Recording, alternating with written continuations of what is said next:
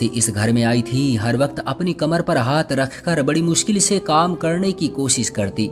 मैं हालांकि पुराने जमाने की सासुओं की तरह सख्त मिजाज की थी, मगर मुझे उसकी ये बीमारी और उसकी मजबूरी भी महसूस होती थी। वो भले ही मुंह से कुछ ना कहती, मगर हर वक्त थकी थकी सी रहती। एक दिन मैंने उससे किचन में काम करते पूछा, नेहा बेटी क्या बात है, तुम कुछ थकी थकी सी रहती हो? जी माँ जी, बस मेरे सर और कमर में बहुत दर्द रहता है, आप मुझे किसी डॉक्टर के यहाँ ले जाएं, मुझे इलाज की सख्त जरूरत है। नेहा ने कहा तो मैं अभी सोचने लगी कि बहू का ख्याल तो मुझे रखना चाहिए, वरना ऐसा ना हो कि ये बीमार पड़ जाए और मेरी जिम्मेदारी पहले से भी ज्यादा हो जाए। शाम को मयंक के आते ही मैंने उससे बात की।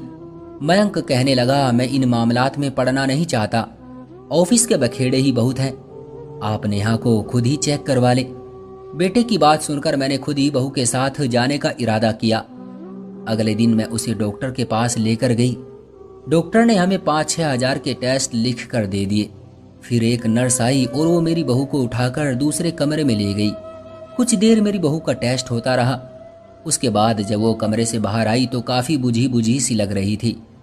डॉक्टर ने हमें देखा तो कहने लगी कि आप फिक्र ना करें, बाहर बैठकर इंतजार करें, आपको थोड़ी देर में बुला लिया जाएगा, आपकी बहू की रिपोर्ट आना अभी बाकी है। मैं और नेहा बाहर बैठ गए। थोड़ी देर बाद हमें एक नर्स ने अंदर बुलाया। नर्स ने मेरी बहू को कमरे में आने से मना कर दिया। डॉक्टर ने सिर्फ मुझे बुलाया था। ये सुनकर तो मैं डर गई थी कि न जाने डॉक्टर साहब क्या खबर सुनाएंगे। तब उनके चेहरे की परेशानी देखकर मुझे अंदाजा हो गया कि जरूर कोई खतरे की बात है, और फिर वही हुआ जिसका मुझे डर था। लेकिन ये सब तो मेरी सोच से भी बढ़कर था। डॉक्टर ने कहा कि मेरी बहू को ऐसी बीमारी है कि वो हम सब में भी लग सकती है, बेहतर है कि हम सब उससे दूर रहें और उसे कुछ वक्त ये दवा दो। वो अपनी दवाई के जरिए मेरी बहू का इलाज करने की कोशिश तो करेगी, मगर उसके बावजूद भी एहतियात जरूरी है, हमें इससे दूर रहना चाहिए, वरना हम सब भी बीमार हो सकते हैं। डॉक्टर की बात सुनकर मुझे बहुत गुस्सा आया। मेरी बहू भली चंगी है, बस उसकी कमर में मामूली सा दर्द ही तो रहता है। मैंने कहा, मैं अपनी बहू पर ऐसी कोई पाबंदी नहीं रखूंगी, उसकी कमर में बस थोड़ा सा दर्द ही तो है, ये तो कोई इतनी बड़ी बीमारी नहीं हुई, जैसी आपकी मर्जी माँ जी। डॉक्टर ने मुझे कहा, मैं तो आपके भले के लिए ही कह रही थी। फिर उसने मुझे एक तीखी नज़र से देखा, जैसे बाहर जाने का कह रही हो। मैं बाहर आई तो नेहा बेचैन थी। आते ही मुझसे पूछने लगी कि डॉक्टर ने क्या कहा है, मगर मैंने उससे इस बारे में न बताने का फैसला किया था। कुछ नहीं बहू, उसने कहा कि दर्द की गोली ले लो तो ये ठीक हो जाएगा, कोई बड़ी बात नहीं है, तुम आराम करोगी तो भली चंगी हो जाओगी। मैं नेहा को लेकर घर आ गई। शाम का वक्त हो चुका था। मैंने उसे खाना बनाने का कहा। अभी मयंक के आने का वक्त नहीं हुआ था। इतने में मैं अपनी पड़ोसन रेवती के यहाँ चली गई। रेवती मुझसे मेरी बहू के बारे में अक्सर बातचीत करती रहती थी। मैंने उससे इस बात का जिक्र किया कि बहू को कमर और सर में दर्द रहता है। तब उसने भी यही कहा कि इसे ज्यादा से ज्यादा आराम करना चाहिए, लगता है कि वो अच्छी खाती पीती नहीं है और घर के काम में व्यस्त रहकर खुद को हलकान कर लेती है। रेवती की बात भी सही थी। मेरी बहू घर के सारे काम किया करती थी। उसको मैं खाने को कहती तो वो यही कहती कि मैं मोटी हो जाऊंगी, ज्यादा खाना खा नहीं सकती, मेरे पेट को कम खाने की आदत है। उसकी बातें सुनकर मैं खामोश हो जाती थी, क्योंकि वो पढ़ी लिखी लड़की थी, बल्कि खुद भी एक डॉक्टर थी। अलबत्ता उसने अपनी पढ़ाई पूरी करने के बाद नौकरी के बजाय शादी की थी, पर अभी तक कोई औलाद भी ना हो पाई थी। खैर, मैं रेवती के पास से घर वापस आ गई। दिन यूं ही गुजरते रहे। एक दिन मैं उसे एक लेडी डॉक्टर के पास चेक करवाने ले जाना चाहती थी, क्योंकि मेरा भी पोते या पोती का सुख देखने का जी चाहता था। मगर नेहा ने साफ इनकार कर दिया, कहने लगी, मुझे कोई बीमारी नहीं है, मैं डॉक्टर के पास अब दोबारा नहीं जाऊंगी। इसी रात नेहा ने बनाया हुआ खाना हम सबको दिया। मैं, मयंक और मेरा छोटा बेटा राहुल खाना खाते हुए बातें भी कर रहे थे, मगर मैं लगातार महसूस कर रही थी कि नेहा बहुत बेचैन सी नजर आ रही थी। उससे खाना भी नहीं खाया जा रहा था। थोड़ी ही देर में वो उल्टी करती उठी और अपने कमरे की तरफ भाग गई। मैं उसकी इस हालत पर परेशान थी। मगर रात का वक्त था, मयंक भी घर पर था। मैंने ज्यादा दखल अंदाजी करना सही नहीं समझा और अपने कमरे में चली गई। खाना खाते ही मुझे फौरन गहरी नींद आ गई। उसके बाद न जाने क्या हुआ कि मैं तो अपने होशो हवास ही खो गई। जब मेरी आंखें खुली तो दोपहर के 12 बज रहे थे। मैंने तो अपने मुंह में उंगली दाब ली। मुझे इतनी देर हो गई सोते हुए, मैं तो आज तक इतनी देर से नहीं उठी। ऐसा कैसे हो सकता है कि रात को जल्दी सोने के बावजूद मैं सुबह देर से उठी? मेरी समझ में कुछ नहीं आ रहा था। उठी तो बहू पहले से काम पर लगी हुई थी। उसने दिन का खाना भी तैयार कर लिया था। बोली, मैंने नाश्ते पर आपका इंतजार किया मगर आप उठी ही नहीं। मुझे सख्त हैरत हुई जब मुझे अपने ही घर में मयंक और राहुल सोए हुए मिले। नेहा, अभी तक मयंक और राहुल क्यों नहीं उठे? मैंने पूछा तो बोली, माँ जी क्या पता उनको सोने का दिल कर रहा हो, इसलिए अभी तक जागे नहीं है। जाने देना, आइए मैं और आप खाना खाते हैं। नेहा ने मुझे खाना पेश करते हुए कहा, मगर मैं उसको देख रही थी क्योंकि मयंक, राहुल और मेरा एक ही वक्त में बेहोशी जैसी नींद सोना एक अजीब सी बात थी। मगर मैंने नेहा से इस बात का जिक्र नहीं किया, ना ही मैं उसे महसूस होने देना चाहती थी। वैसे भी ये कोई वहम भी तो हो सकता था। मगर अगली रात को भी वैसा ही हुआ। नेहा ने खाना बनाया और खाना खाते ही हम लोग गहरी नींद सो गए। सुबह 12 घंटे नींद पूरी करने के बाद जब हमारी आंख खुली तो मेरा सर बोझल हो रहा था, जबकि मयंक और राहुल भी इसी बात की शिकायत कर रहे थे। हमारे तो तकरीबन दिन के 18 घंटे सोते हुए ही गुजर रहे थे। हम सब हैरत से एक दूसरे को देख रहे थे, जबकि मेरी बहू की सेहत पर कोई फर्क नहीं पड़ा था, बल्कि उसको जो नींद आई रहती वो भी जैसे उड़ गई थी। वो चुपचाप बैठी हम सबको देख रही थी। मैंने उसकी तरफ गौर से देखा। उसके चेहरे पर सफेद रंग के दाने थे। कहीं ये बीमार तो नहीं और हमें भी वही बीमारी लगा रही हो? ऐसा सोचते ही मेरे दिमाग में उस डॉक्टर की बातें चलने लगी जिसने कहा था हमें कुछ दिन अपनी बहू को खुद से अलग कर देना चाहिए, वरना ये बीमारी हमारे लिए खतरनाक साबित हो सकती है। मैंने दिल ही दिल में इरादा कर लिया कि अब बहू से खाने पीने की कोई चीज नहीं बनवाऊंगी। अगले दिन मैंने सारा खाना खुद बनाया। मैंने खाना भी खुद ही लगाया था। मगर जब खाना लगाने के बाद मैंने नेहा को पानी के लिए उठाया तो उसने मुझे घूर कर गुस्से से देखा और पानी लेने किचन में चली गई। उसकी इस गुस्से वाली हरकत के बाद मैंने और मेरे बेटे ने पानी तो पिया, लेकिन छोटे बेटे राहुल ने पानी को हाथ भी नहीं लगाया। वो बहू की ऐसी बातें फौरन समझ जाता और हमेशा अपने हाथ से अपने काम करता। खैर, खाना खाने के बाद हम सो गए, लेकिन वही कल वाली कहानी हमारे साथ दोबारा दोहराई गई। हम सुबह 12 बजे तक सोते रहे। अब मुझे पक्का शक हो गया था कि मेरी बहू को वाकई में कोई जानलेवा बीमारी है, जो शायद उसके छुए पानी में भी आ गई थी, जिसकी वजह से हमारे सरों में भी दर्द होने लगा था। जबकि जिसने पानी नहीं पिया था, ये बात भी इसी चीज का सबूत थी कि हमारी बहू में वो बीमारी वाकई में मौजूद है जो डॉक्टर ने कही थी। अब मैंने बहू का कमरा अलग करने की कोशिश की, क्योंकि मेरा बेटा मयंक तकरीबन 1 हफ्ते से ऑफिस नहीं जा रहा था और उसकी वजह यही थी कि वो हर वक्त थका थका सा रहता था। फिर मैंने अपने बेटे को सारी हकीकत बता दी। बहू को पहले ही इस बात का पता था। मेरे बेटे को जब ये बात पता चली तो वो बहुत दुखी हुआ।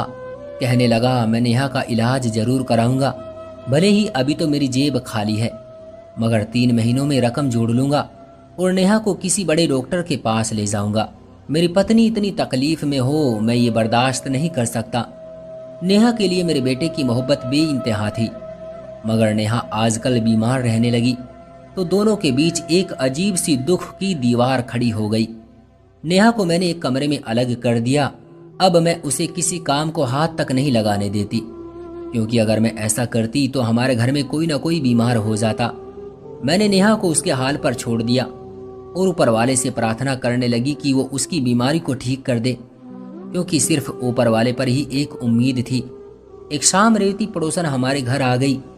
रेवती जानती थी कि मेरी बहू किसी से मिलती जुलती नहीं है, मगर वो भी कहाँ रुकने वाली थी। कहने लगी, मुझे उसको देखना है। मैं रेवती को मजबूरन बहू के कमरे में ले गई। नेहा पर नजर पड़ते ही वो हैरत से बोली, अरे इसको तो कोई भी बीमारी नहीं है, अच्छी भली सेहतमंद तो है, बल्कि उससे भी ज्यादा रंगरूप निकाल लिया है। तुम लोग कहीं बेवकूफ तो नहीं हो गए जो इसकी बातों में आ गए हो। उस वक्त नेहा सो रही थी। जब रेवती ने यह बात कही तब मैंने भी सोचा कि नेहा को कोई बीमारी नहीं है। भला नींद आने वाली कौन सी बीमारी है? फिर नेहा खुद भी तो एक डॉक्टर थी। उसने हमें मना कर दिया था कि हम उसे किसी और डॉक्टर के पास न ले जाएं। हालांकि ये भी एक अजीब बात थी। अगर हम किसी और डॉक्टर से भी उसकी बीमारी का पता लगवाते तो शायद कोई ना कोई हल निकल आता, मगर नेहा कहीं जाने पर राजी ही नहीं होती थी। अब मैंने सोच लिया कि मैं नेहा का भांडा फोड़ कर रहूंगी, क्योंकि वो खामखा घर के कामों से बचने की खातिर बीमारी का ढोंग रचा रही थी। मैंने अगले ही दिन अपने बेटे से बात की। मेरा बेटा भी ये सुनकर सोच में पड़ गया था, क्योंकि वो जानता था कि उसकी पत्नी को कोई बीमारी नहीं है, बल्कि उसका रंग दिन ब दिन निखरता जा रहा है। पहले मैं बहू के कमरे में नहीं जाती थी, लेकिन उस दिन सुबह सुबह उठते ही मैं नेहा के कमरे की तरफ चली गई।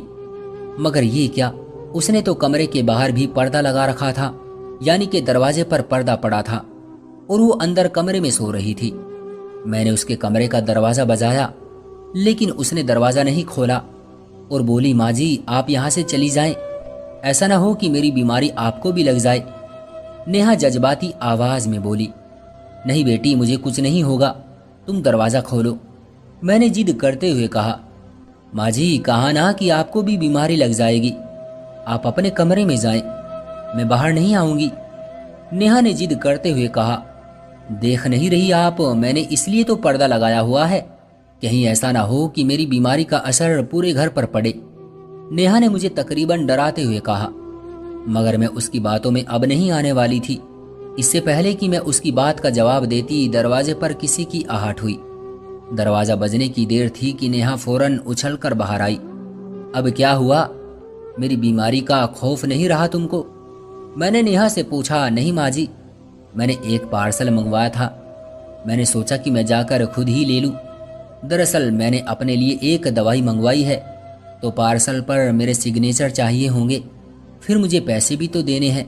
ये कहकर नेहा दरवाजे की तरफ बढ़ गई। मैंने देखा वहां एक छोटा सा लड़का लिफाफे में कोई चीज लेकर खड़ा था। नेहा ने आगे झपट कर उससे वो लिफाफा ले लिया और फौरन अंदर कमरे की तरफ भाग गई। मैं उसे देखती ही रह गई। उसने मेरी बात का जवाब भी नहीं दिया। उसके बाद उसने दरवाजा बंद कर लिया और शाम तक बाहर नहीं आई। वैसे भी वो हमसे दूर रहती थी। शाम को मेरा बेटा आया तो मैंने उसे भी ये बात बता दी थी कि सुबह एक लड़का आया था जिससे नेहा ने एक लिफाफा लिया और उसके बाद से वो अपने कमरे में बंद हो गई है। मयंक ने मुझे अपने कमरे में जाने का कहा, बोला माँ कुछ भी हो जाए आप बाहर नहीं आना, मैं उसका इलाज खुद कर लूँगा। ये कहकर वो नेहा की तरफ चला गया। थोड़ी ही देर गुजरी थी कि नेहा के कमरे से चीखों की आवाज़ें आने लगी। मैंने पहले तो सोचा उस तरफ न जाऊं, मगर फिर रहा नहीं गया। मैं जल्दी से उठकर अपने कमरे का दरवाज़ा खोलने लगी, मगर ये क्या, मेरे बेटे ने तो बाहर से दरवाज़ा भी बंद कर रखा था। मेरा दिल बोल रहा था कि न जाने बेटा गुस्से में आकर बहू के साथ क्या सुलूक कर दे। मैं दरवाज़ा पीटती गई, मगर उसने कोई जवाब नहीं दिया। काफ़ी देर दरवाज़ा खटखटाने के बाद मैं थक कर बैठ गई थी। थोड़ी देर में नेहा की आवाज़ आना भी बंद हो गई थी। बेटे की गाड़ी स्टार्ट करने की आवाज़ आई तो मेरा दिल बैठ गया। भगवान जाने ये उसे कहाँ ले गया है। सोचते सोचते मैं पागल हो रही थी। थोड़ी देर के बाद दरवाज़ा खुला। मेरा बेटा शायद घर के अंदर दाखिल हुआ। उसने आकर मेरे कमरे का दरवाज़ा खोला। मैं तो घबराई हुई थी। मैं उसे बुरा भला कहने लगी, तुम बहू को लेकर कहाँ चले गए थे? मेरी तो जान ही निकाल दी तुमने। मेरी बात पर वो कुछ न बोला, बल्कि थके हारे कदमों से अपने कमरे की तरफ बढ़ गया। मैं जाकर बहू के कमरे को देखने लगी। वो वहाँ मौजूद नहीं था। लगता था कि बेटा उसे कहीं छोड़ आया है। ये सोचकर ही मेरा दिल दहल गया। खैर फिर ये कहकर दिल को तसल्ली दी कि उसके मायके छोड़ आया होगा, मगर सुबह उठकर मुझे मालूम हुआ कि वो अपने मायके में भी नहीं है। मेरा बेटा तो ऑफिस चला गया था। मैं अपनी परेशानी में कभी किसी से बात करती तो कभी अपने पड़ोसियों से पूछती कि नेहा को कहीं देखा है, मगर किसी को नहीं पता था कि नेहा कहाँ गई है। शाम को मेरा बेटा आया तो मैं उस पर बरस पड़ी। वो मुझे समझाने वाले अंदाज में बोला, माँ थोड़े दिन सब्र कर लें, अगर वो मेरे नसीब में हुई तो मुझे वापस मिल जाएगी, अगर नहीं तो मैं उसे हमेशा के लिए भूल जाऊंगा। मगर ये पाप भी नहीं करने दूंगा जिसे अब उसने आदत बना लिया है। कौन सा पाप बेटा, मुझे भी तो बताओ, या आप उसी की जुबानी सुन लीजिएगा जब वो दोबारा इस घर में आएगी। 1 हफ्ते के बाद मैं उसे लेकर आ रहा हूँ।